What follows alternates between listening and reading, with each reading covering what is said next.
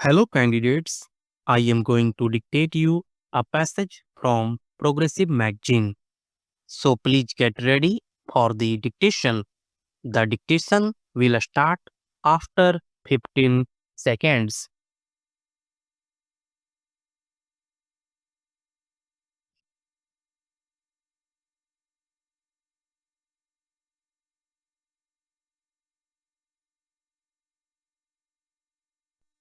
I am glad to welcome you to this first All India Conference on Letters to be held under the auspices of the central government.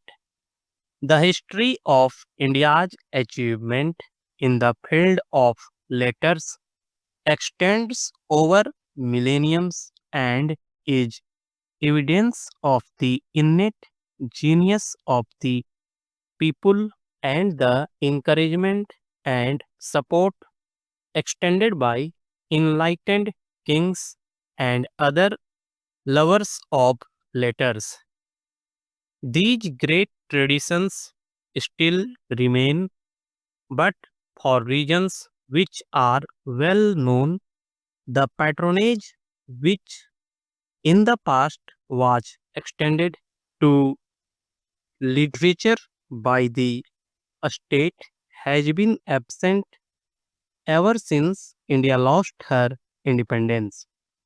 Now that India is free, it is imperative that we try to make up for the lost ground and create conditions in which our languages can develop their innate potentialities and contribute to the heritage of the world. I may briefly refer to the proposal which was put forward over 5 years ago by the Asiatic Society of Bengal for the establishment of a national cultural trust. This was to be charged with the task of stimulating and promoting the culture of the country in all its aspects.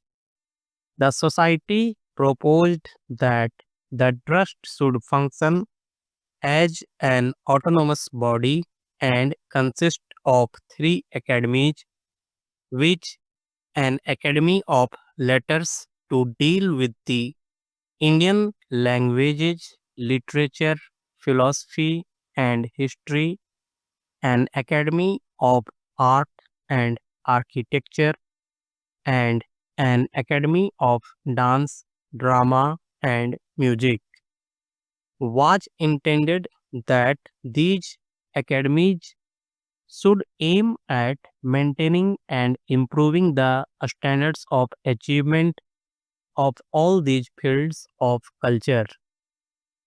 Since literature and culture can flower best in an atmosphere free from the restrictive influences of officialdom, it was proper for the Asset Society to recommend that the trust should be an independent body, predominantly non official of its composition and operate through its own agencies.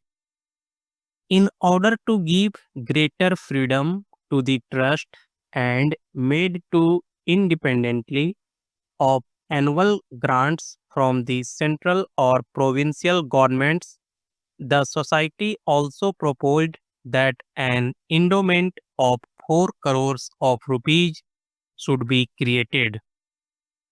The proposals were referred to the Central Advisory Board of Education, which asked one of its committees to examine them. Accordingly, it was recommended that the central government should contribute half the amount, while the provincial governments and the Indian states should contribute the balance. You are all aware that ever since the attainment of independence, the country has been passing through a period of difficulty. As you know, the financial difficulties still continue, and this is not certain when the government will be in a position to carry out its program in respect of the trust.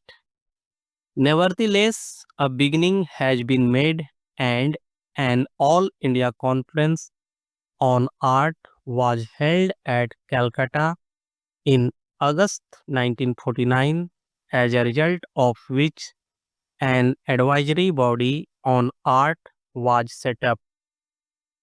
We have decided to hold the conferences on letters and on dance, drama, and music during the current year so that the advisory bodies for these subjects may also be set up without further delay. In the pursuance of this decision that we have made today, and I am hopeful that your deliberation will help us the attainment of our objectives. I am glad to find this array of non-official talent in this assembly, the more so as the importance of non-official initiative in the fields of culture cannot be overemphasized. If you look at the agenda, you will find that the first item for your consideration is a proposal for the establishment of an Indian Academy of Letters which will coordinate literary activities in all the Indian languages. Coordinate is perhaps an unfortunate word because all literary creation is an expression of the freedom of the spirit and does not lend itself to control an organization. What, however, an academy can do is to consider ways and means for the preparation and maintenance of an overall survey of literature in all the Indian languages so that through greater knowledge of one another's efforts, literary men and women in all the languages can be spurred to greater activity and help in the creation of a literature which is comparable to that of the advanced languages of the world. So long as there was an alien government in the country, the people were suspicious of any governmental interference in the sphere of literature and culture. This was natural, for the people feared that such interference would have political implications. Today, with the establishment of a national government, there need be no such political fears, and some people, in fact, expect the government to be entirely responsible for the development of our languages. I would, however, like to state that even a national government cannot and should not be expected to develop literature and culture through official orders. The government should certainly help both by material assistance and by creating an atmosphere which is congenial to cultural activities, but the main work of the development of literature and culture must be responsibility of individuals endowed with talent and genius.